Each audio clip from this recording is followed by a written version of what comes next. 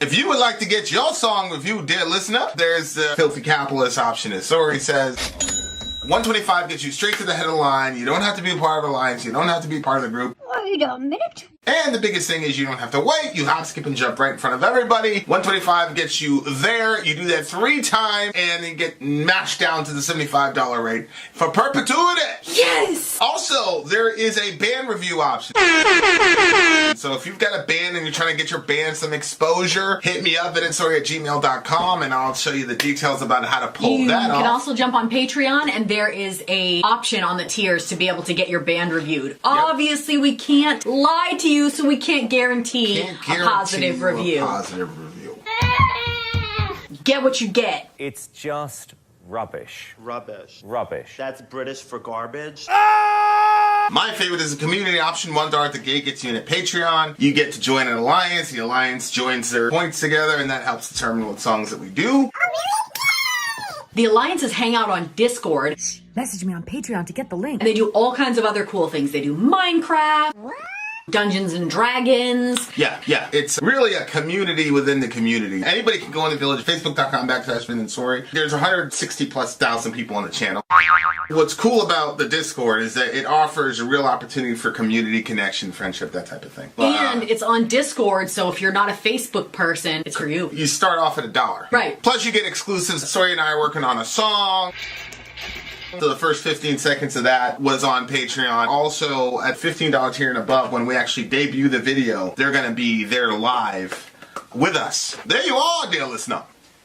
Buy our merch. Buy our merch indeed, a child shall lead them. To buy our merch. Yes, dear listener, yes, dear listener, yes, dear listener. We are at the beginning of an entire album review, dear listener. It's by a band called Symphony X. I don't know if you've heard of them or not, but there are some folks, you were able to buy one song, maybe you join an alliance, you get on the recording bench, yada, yada, yada. And then we have some individuals who are so crazy about a band, and they have to make it so that all the rest of you guys are also crazy about the band. And we do offer full album reviews, which is what we're doing right now. True. Full album reviews straight through. And I think there's going to be a little bonus thingamajiggy here as well. This is for our extreme DJs. They go for full albums. Yeah, full album reviews. There's a number of ways to do that in case you're ever interested. Like, some people can just, I guess, drop that amount of money right off the bat. Some people like to break it up. So you can join Patreon and you can just stay on the tier for the amount of time that it takes. It's kind of like layaway. It kind of builds up and builds up until finally, ta-da! Some people are like, what's layaway? I explained that to the kids. They were like, that's weird. That's how, that's really interesting. That is how Wacky Tour did it, if you think about it. He basically bought himself a stream. We set the principles for how those things happen, and then the way that the folks in the community interpret and apply those rules are very interesting. We don't come up with these well, like I have an initial idea, and then people go, well, what about this? What about this? What about this?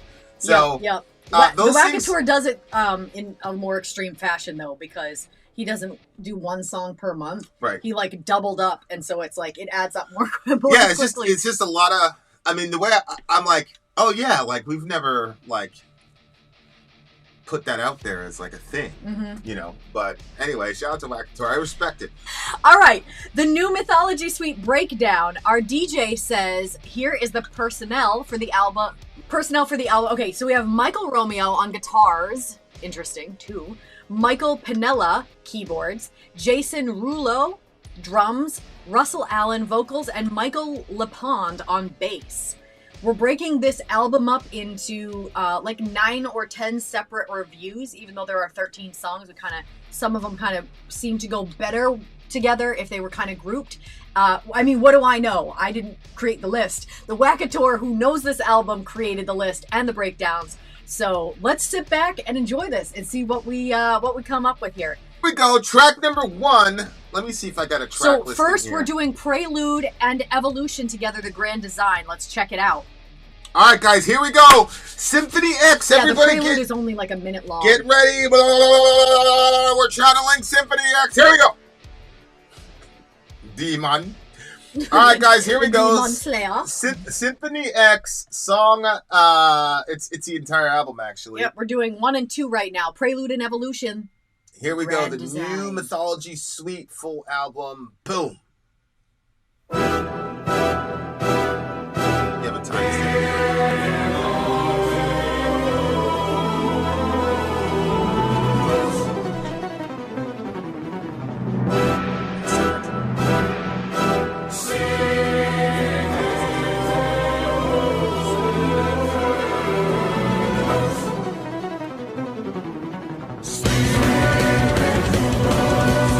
Wow.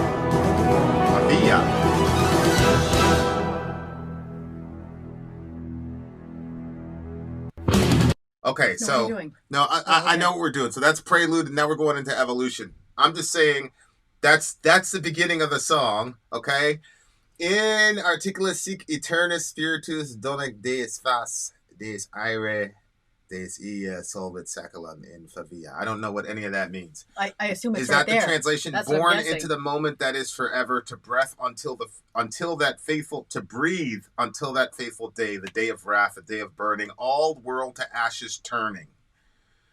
So I understand that this is just an intro wacky tour. I'm sorry, but I actually think that this is important because I'm gonna assume that this is somehow thematic to the album.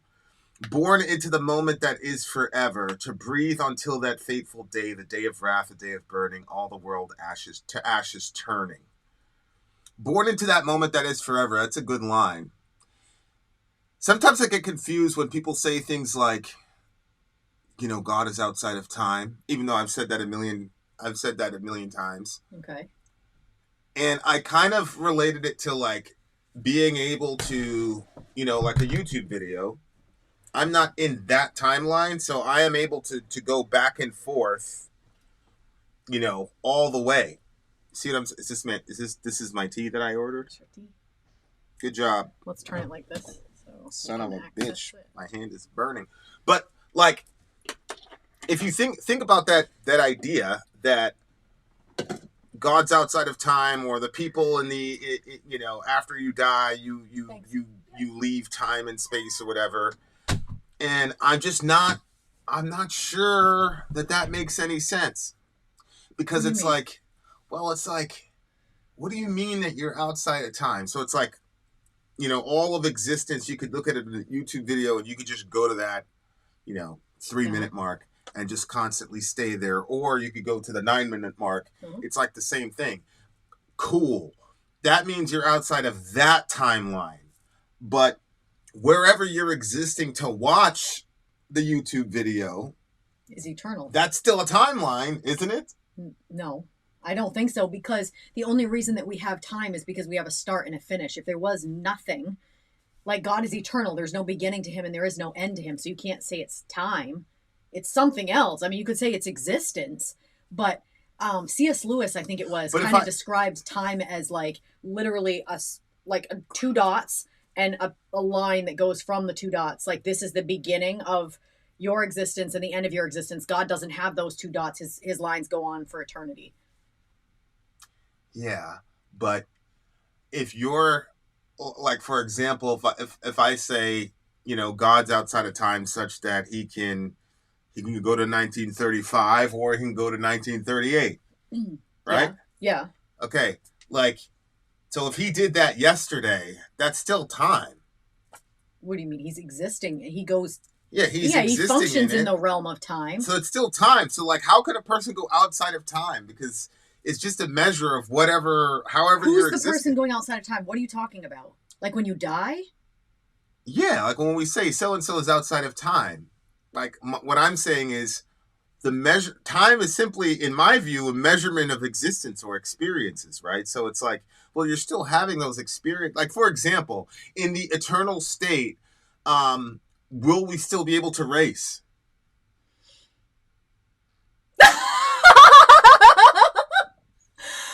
This is what I'm talking about. When people say things like, "Oh, you'll be outside of time in the eternal state," it's like, okay, what does that mean? That's what I'm saying. Like, we had to stop on Prelude. Sorry, Wackator. We had to stop on this because, like, when did you think of that?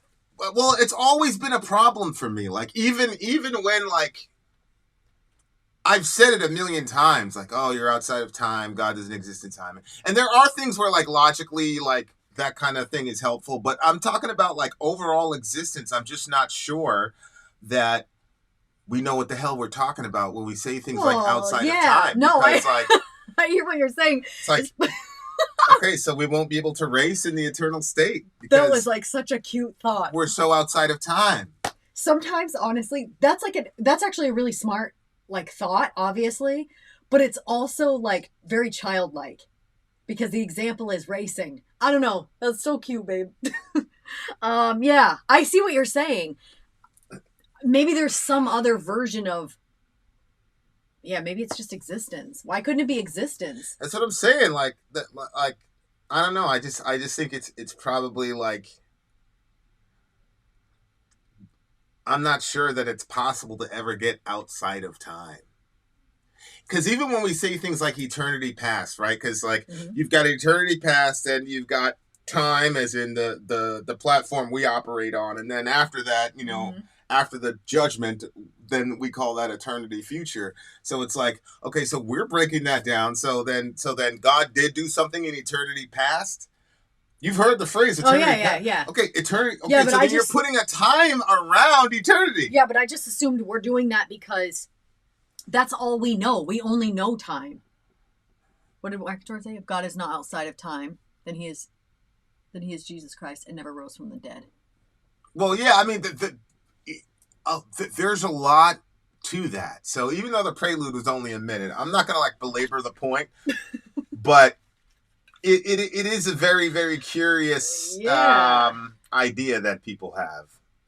I just assume that there's something outside of time. I think that there's still, like, trackers and markers. I think stuff is still moving, but it's eternal. And I actually, to be honest with you, I can't point to any, like, chapter and verse this, but I kind of think that we are also eternal, like that we existed forever, but we existed forever because we're connected to an eternal being.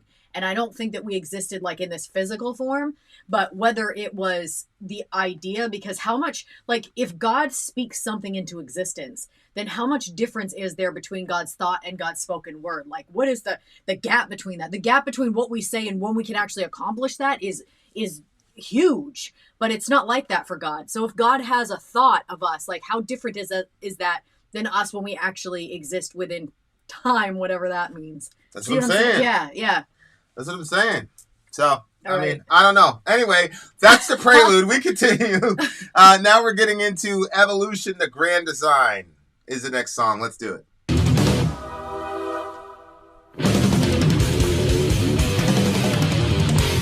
That's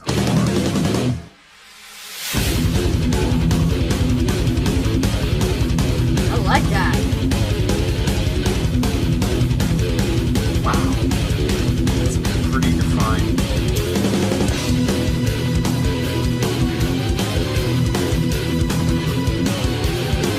This is just some metal shit.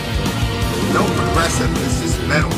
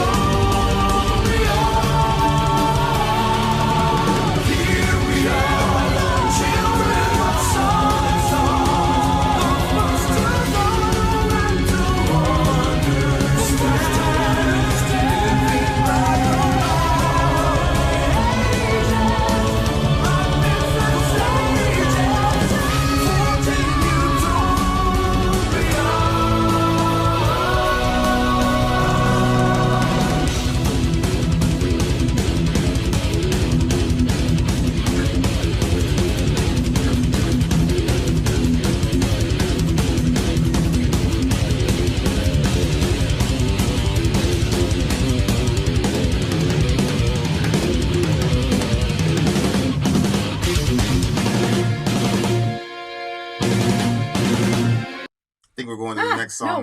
we haven't heard this. Should be at 6:20. Gotta keep it going. 10 more seconds.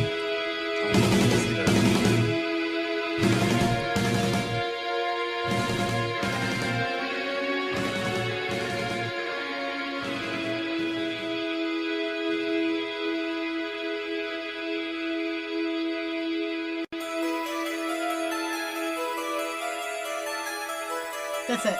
That's it. Well, that quote, why didn't they read that quote? I'm assuming the quote's gonna. That's on the next song, though. It's on the next song. I don't know. And to create entirely new beings was an even greater display of their power, but in attempting to merge their energies, some of the newly made beings were disfigured. And there were altered creatures with wings, hooved legs and tails, part human, part beast, and they became divided. Okay, you remember when we did oh my Interesting.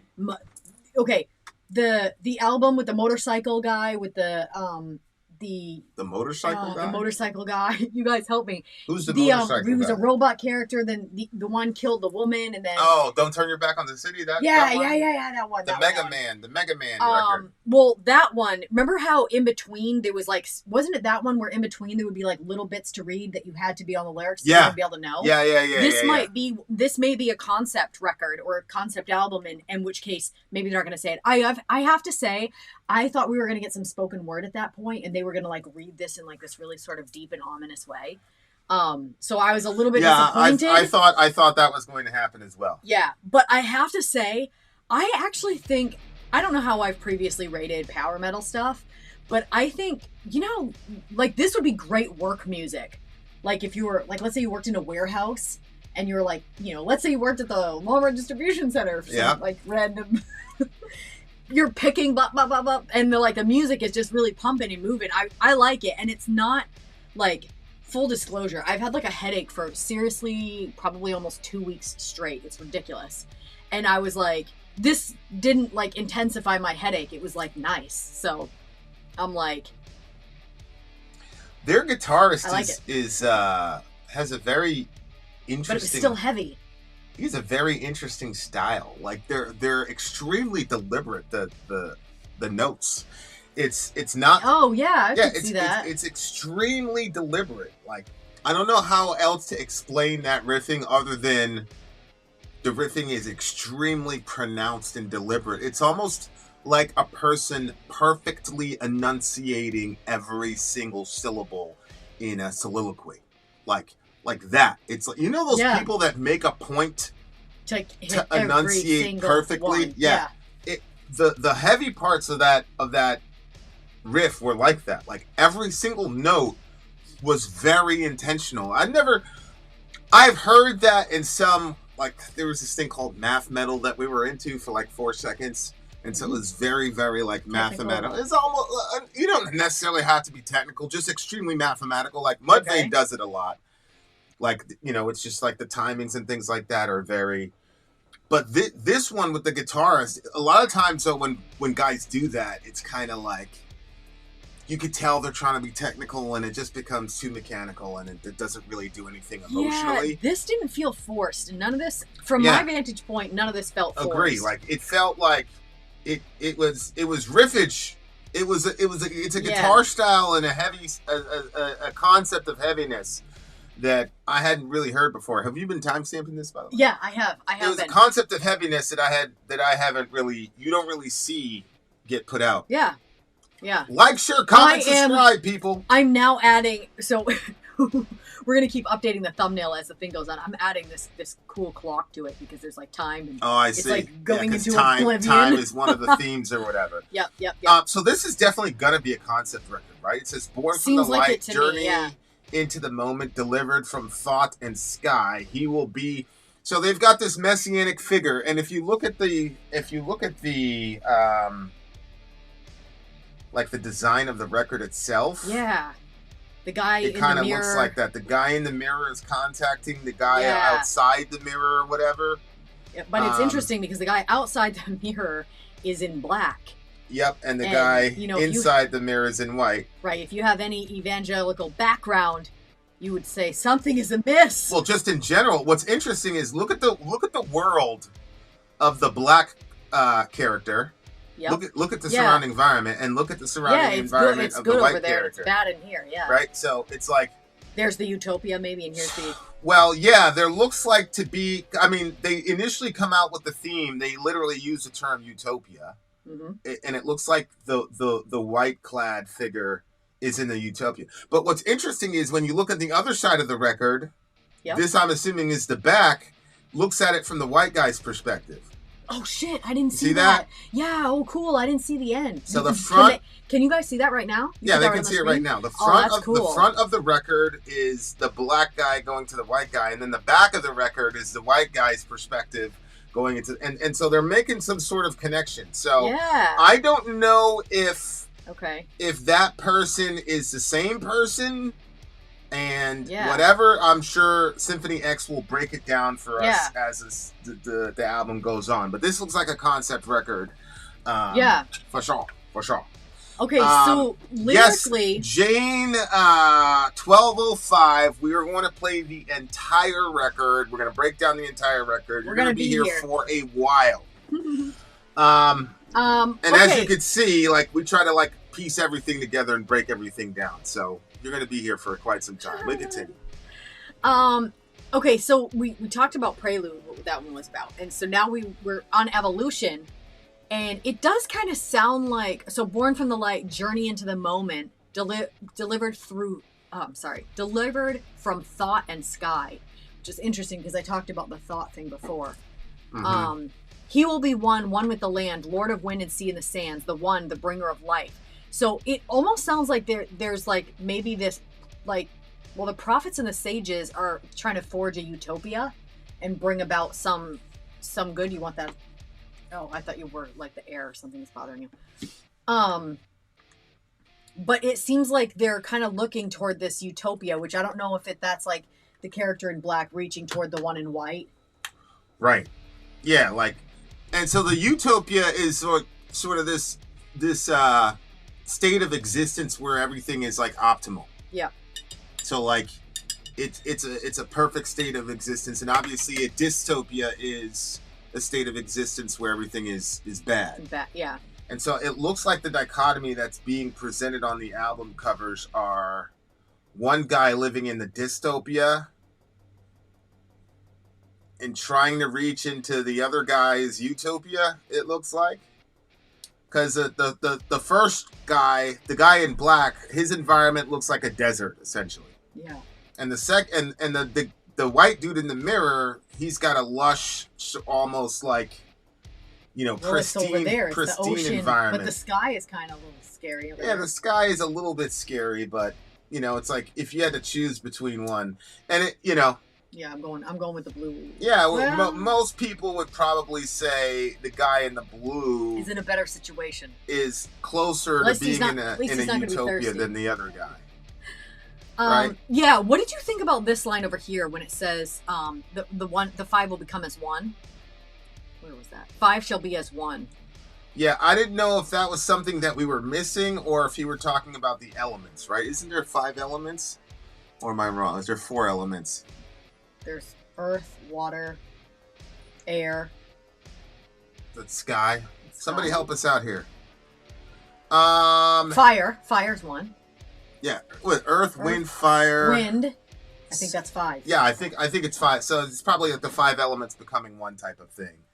The Great Ta and Camus, which okay, that's this is all like that's a allusion to Egyptian because Egypt was actually called Kemet, right? So the Egyptians, ancient Egyptians, didn't call it Egypt; they called it Kemet. Okay. So if you look there, it says the Great Ta and Camus, sacred piece of the Temple of Re, the keeper of truth. You say Re now, not Ra. Re, Ra. It's just.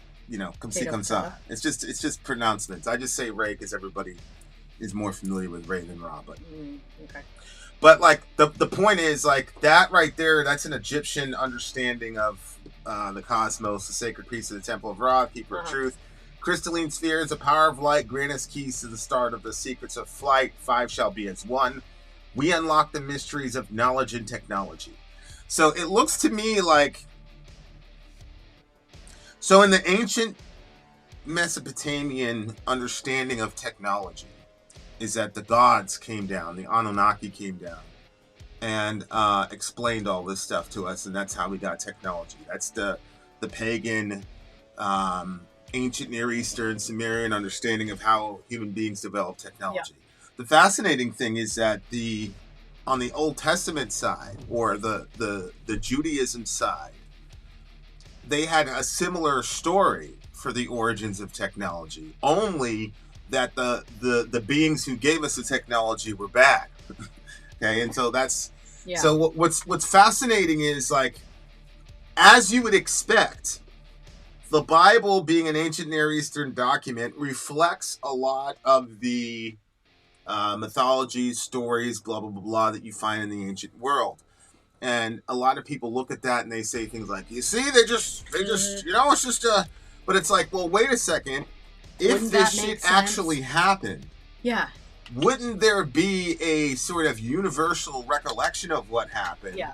But then different interpretations of what those events meant and who those beings were. Yeah. And so what's fascinating is that, yes, the Bible borrows whatever you want to call it, the Epic of Gilgamesh, where you're talking about the flood or whatever. What the Bible does do, though, is it takes a very unique perspective that is not reflected in the entire ancient world, which is that these people were bad and that the offspring that they made were also bad. Mm-hmm. Almost universally on the other side. To this day, that's not the case. Right. Most of us look at Hercules as a good guy figure or some sort of protagonist. Maybe a flawed hero, but most of us, I mean, I remember being a kid, it was like 6 seasons of literally the show Hercules. And Hercules, what was he? Hercules was a divine human combination. Very strong. That resulted in a very strong, gigantic type heroic figure. And what do you see in the Bible? It says, in the days of Noah, you had these beings called Nephilim. And the Nephilim were actually the conglomeration of divine angelic beings copulating with human women. And the Bible says, yes, that did create a super race of people. Absolutely. And they were looked upon as heroes of old, for sure. But they were bad. And that's what makes the biblical narrative unique. Not that the gods came down and copulated with women. That is almost a universal understanding. And almost every ancient, especially in the ancient Near East, they attach technology to these beings. That's how we got technology in the mindset of ancient Near Eastern people. Now, you could do whatever you want. Fire also. How we invented fire, how we invented the wheel, all these things that are absolutely essential for human survival, so that, like, honestly, it's a non-starter. If there are certain things, I always wondered how. Language. Yeah. The concept itself of language. People don't like that. People think that the wheel is our most, important technological innovation, which obviously I agree to a degree, but language as a form of technology is clearly by leaps and bounds. Especially because it's almost a different kind of technology because literally without it, you cannot build technology. So, like, our ability to invent language is a massively, it's one of the things that separates us from, but go ahead. What were you saying? Well, I just think it's interesting because the way that we all learned language is by hearing our parents. So we were all taught it audibly by somebody else. And if you have a child that's not, that's been, abused and not been spoken to, like, they won't be able to talk. They might be able to make sounds, but language is something that's foreign to them, and it takes time for them to learn it. And I don't know, it's just also interesting. In the biblical narrative, we got language by talking to God. So God taught us language to begin with, and then from there, Adam began to name the animals. Literally, Jesus's name in the New Testament is the Word. Right. Like, I do not believe that language is a technology that we would have come up with inherently. I just don't believe it. So if you think about language and math are two of the most amazing technological advancements that we've ever had. And the idea that we came up with that in our simple, because what secularists want us to believe is that we came up with these two amazing technologies in our simplest form. And when we were in the most danger, because when you're protected and you're not on survival mode, that's where your artistic abilities come out. That's where people start inventing games and doing all these extra things. Before that, the only thing that you're worried about is survival. So they're saying that in our most point of where we were, least able to survive on our own, that's when we're creating all this extra stuff. It's illogical, really, when you think about it. Yeah, I think we needed some help. Yeah, I believe we were offered a head. And now, what's fascinating is if you read Diana Pasulka's book Encounters, I don't know what to tell you guys. No. Literally, Gary Nolan, he's a credentialed. Where's the tinfoil? He speaks at Harvard. He's the adjunct professor at Stanford right now. And Mr. Nolan believes, and this guy has multiple patents. He's a multimillionaire. He's got multiple patents for, like, literally, he's invented things that are now patented and has made him a very rich man.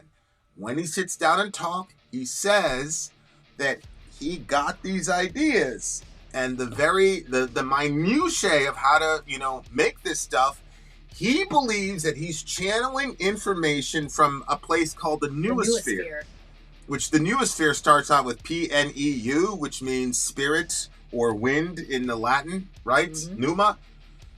And what he's saying is he does certain things to put himself in a altered state of consciousness wherein he is open to downloading this information from the noosphere. Yep. And then he manifests that information in the world, and he gets patented, and he's become a millionaire off of it. Okay? So if you look here, we unlock the mysteries of knowledge and technology. Here we are, children of sun and stars, the first to know and to understand, living by the law of the ages, prophets and sages, forging utopia. So in the biblical worldview, this is not something that a lot of people understand, and it probably sounds heretical, but here it goes. The idea is that when God made us, yes, he wants to relate directly to us, but God always works in communities and families because he is love. That's the most basic power in the universe. Mm-hmm.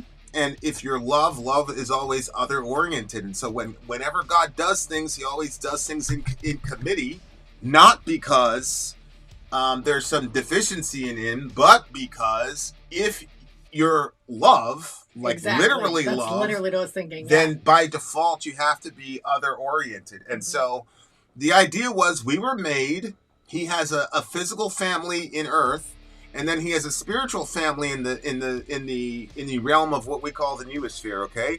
And those beings are supposed to be our big brothers and guide us into the practicalities of our mission on this planet, which is to be fruitful, multiply, fill the earth, and subdue it. So human beings, men and women, are supposed to dominate the earth and rule it.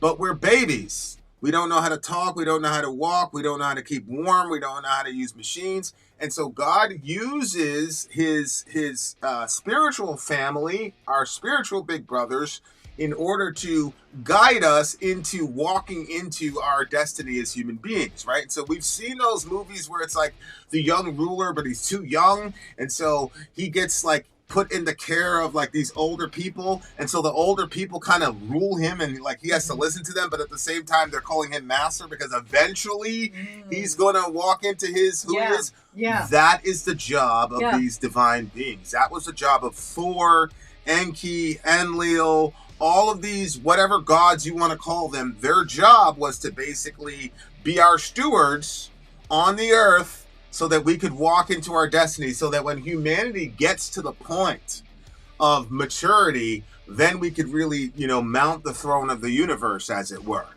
Which explains why Eve was so comfortable to have this conversation with this being, and this being was giving her divine direction, and she was taking it. Yep. A lot of people, and I understand, like, to a degree, like, a lot of people think that what is trying to be communicated in Genesis is like, yeah, man, we're just in this kind of cartoon-like existence, and like, yeah, snakes talk, and we have no problem with that because we're just dumb ancient Near Eastern people. They understood that animals don't talk. Mm-hmm. As a matter of fact, the same author, when you get to the book of Numbers, there's a situation where a donkey starts talking, and literally the text says, behold. Right. The donkey, it says the Lord opened the mouth of the donkey and he started to speak. Because the only way for it being, we understand that literal animals cannot talk. Right. And so it is something that you cannot believe. That's why it says behold. Mm-hmm. In the text, and then it says that the Lord opened its mouth, because the author's assuming that his reader is going to be like, this is crazy. Mm-hmm. So when you have a serpent talking in Genesis, like, you can look at it as like a literal snake. I don't think so. The Hebrew term literally comes out to be the shining one, or a seraph, or a very, very powerful angel. And I think that the term beast is used relative to Satan for the same reason that the term beast is used in the book of Revelation relative to bad people. Anytime a person starts acting bad, they get called a beast. Okay? It's not a literal way of saying you become an animal, but what is important about the term beast is that in the hierarchy of beings in the biblical worldview, men are above beasts. Mm-hmm. And so if you're a human being and you're acting in an ungodly way, the insult is to say you're a beast, meaning you're acting beneath the glory of your station. Mm-hmm. On the other hand, if you are an angel and you are not interacting in the way that you should, you also get called a beast as a form of insult. because at this point the angels are higher than us in the hierarchy of being. But when you don't follow through on what you're supposed to do as an angel, you get called a beast, which puts you beneath human beings. Okay, so men and angels are called beasts in the Bible. The point is that when the Satan character is introduced in the scripture, he's called he's called the most subtle or conniving of all the beasts of the field. And what's the point of that? The point of that is to say, hey, don't underestimate this guy. Yep, he's a beast. He's the most cunning and subtle, but at the same time, he's beneath you. And so that's why Satan is spoken of in beastly language. But the text is very clear. When he begins speaking to Eve, Eve doesn't go, well, what the heck is going on here? They were used to getting direction and guidance from these beings. These are beings that they would have trusted and looked upon as older brothers, essentially, to get us to where we need to be, which is why she had no problem listening to him and why it wasn't a crazy idea. He was in an angelic form, I am certain. The Bible is just calling him a beast basically to diss him and to exalt humanity. Anyway, that was that's a long kind of thing. Sonically, it's a little bit too Broadway for me. Like, really? Yeah, it's like Broadway. Well, I did think it was theatrical, yeah. You know, it's kind of like theatrical type of stuff. It was for sure, but I think that's probably why I enjoyed it, was because there was, it was, I felt like, that's so interesting. That's what you didn't like. Yeah, I liked that. I liked that it was theatrical. You liked the Broadway theatrical I did, voice? because I think that what happened was, it's the power metal. It was also heavy and fast, but the theatrical nature of it kind of gave it, I don't know, maybe I felt like it was just, I don't know why, but like when something is theatrical, I feel like it carries more of the feminine essence. And so it had like the masculine side of it where it was like power metal. The riffs were heavy. It seemed like the music itself was, I just liked it. And then you had like the theatrical side of it that just kind of like, I don't know, I just felt like it balanced each other really well. And I did feel like I was a part of something that was going on. So yeah, I liked it. All right, what'd you give I this gave it an 8.9. I'm going to give this one a 7.4. Archero asked me if I saw the picture he sent me. No, you sent me a picture? What was it? Was it Shaitan? Was it the devil? I'm going to give this one a 7.4. I am very challenged by the way he played guitar. That's something I'm going to circle back and loop to, because